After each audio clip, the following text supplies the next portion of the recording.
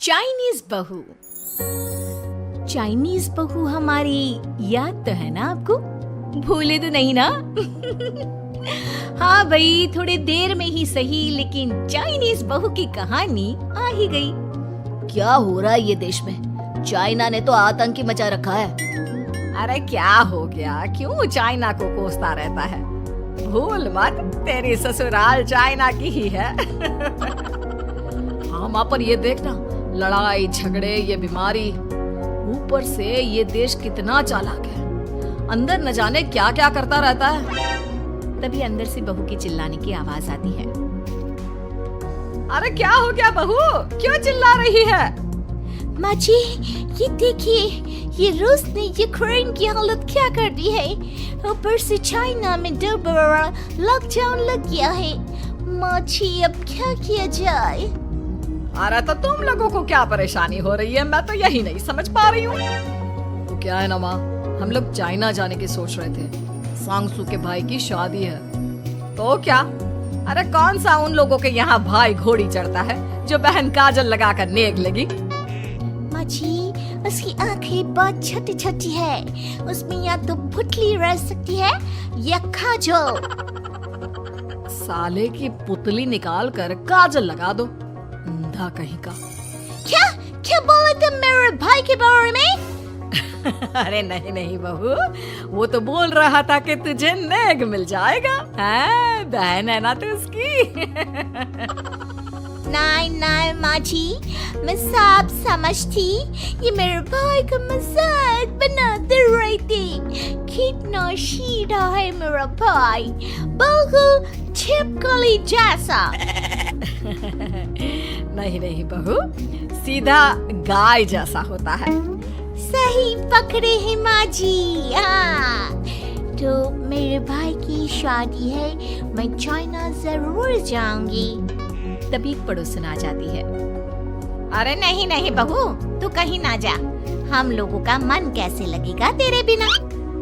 ले बहू, तेरे भाई के लिए ये शॉल रख ले, हमारी तरफ से गिफ्ट कर देना। अरे सब कितने अच्छे हैं। मेरी चाइनीज बहू को कितने प्यार से तुम लोगों ने एक्सेप्ट कर लिया। सच में बड़ी भाग्यशाली हूँ मैं। कैसी बात कर रही है? ये तो हम लोगों के देश की खूबसूरती है कि हर किसी को दिल से अपना लेते हैं, बस वो भी दिल से हमें अपना समझे। कैसी बात कर रही हैं आंटी जी? मेरे लिए आप सब सासू माँ जैसी ही हैं। मुझे भारत बहुत अच्छा लगता है, ये सबसे अच्छा देश है। मेरा भारत महान। वैसे भी लड़के की शादी जहाँ होती है वो तो वहीं की हो जाती है ना? जीती रे बहू, सही बोल रही है। औरत तो होती ही पानी की तरह है, जो जहाँ जैसे रखे वैसी ही शेप ले लेती है। आंटी जी, ये थोड़ा सा ज्यादा हो गया, समझ नहीं आया। नो प्रॉब्लम, मैं चाय बना कर लाती हूँ। फिर क्या, वो दिन भी आ जाता है जब बेटे बहू को चाइना जाना पड़ता है। वहाँ जाकर बहू का भाई कहता है, मेरे बहन आ गए, मेरे बहन आ गए। मैंने सबको बोला कि सब हिंदी में बात करेंगे, नहीं तो बहन नाराज हो जाएगी।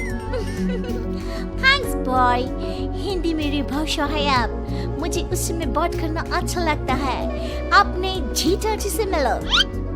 बहन तुम अंदर चलो।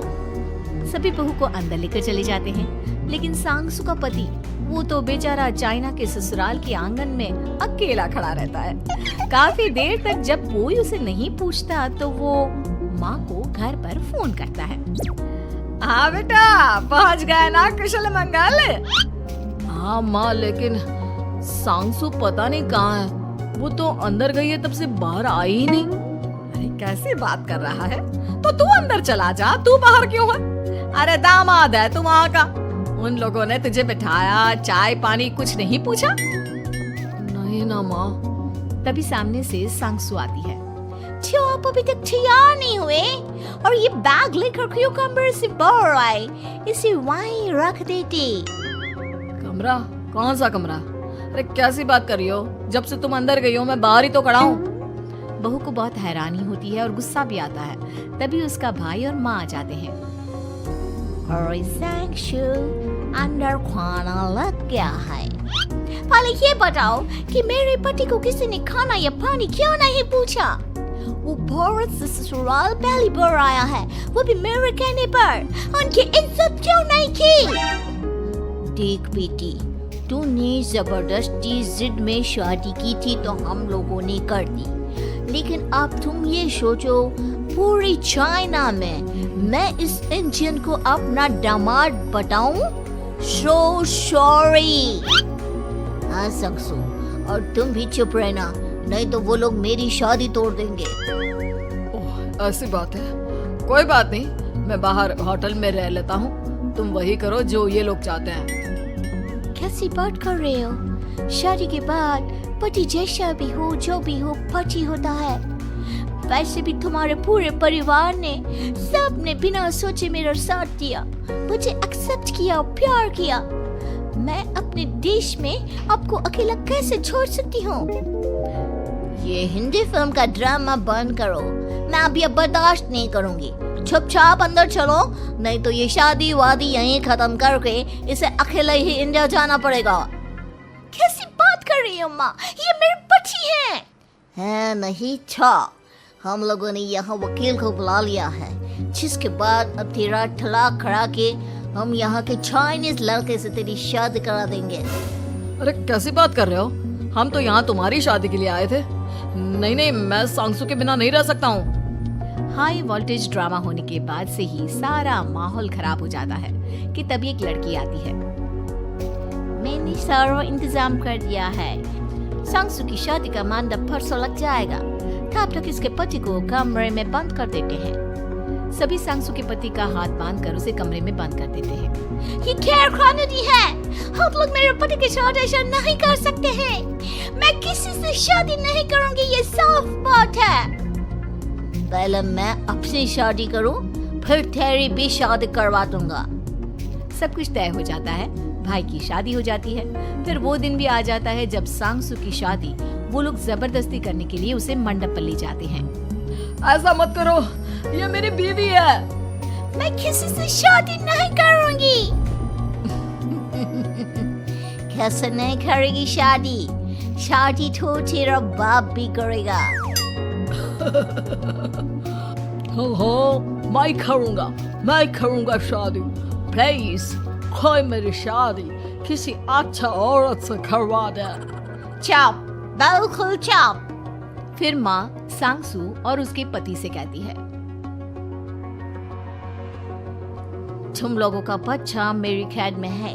अगर तुम लोगों ने कोई भी होशियारी की तो मैं इस बच्चे को मार दूंगी। दोनों माँ का रूप देखकर हैरान हो जाते हैं। बच्चे की खातिर दोनों शांत हो जाते हैं और शादी की रस्में शुरू हो जाती है कि तभी सांगसू की सास पुलिस के साथ आ जाती है। माँ, सरसू माँ आ गई, मेरी माँ आ गई। माँ प्लीज हम लोगों को बचाकर वापस ले चलो। पुलिस सभी को गिरफ्तार कर लेती है। बेटी के बच्चे को मारने की धमकी तो कोई चुड़ैल ही दे सकती है। अरे तो ये चुड़ैल ही तो है। ये सही बोल रहे हैं, ये औरत किसी चुड़ैल से कम नहीं है। तभी उन लोगों का बच्चा भी आकर सांगसू के गले लग जाता है। माँ, तू सही समय पर आ गई, लेकिन तुझे कैसे पता चला कि यहाँ ये सब हो रहा है?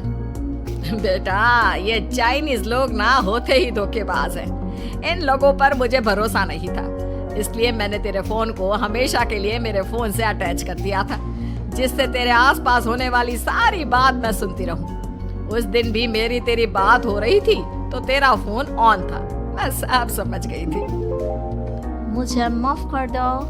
नहीं, बिल्कुल नहीं। चलिए माँ जी, इंडिया वापस चलते हैं। आज के बाद मैं यहाँ कभी नहीं आऊंगी।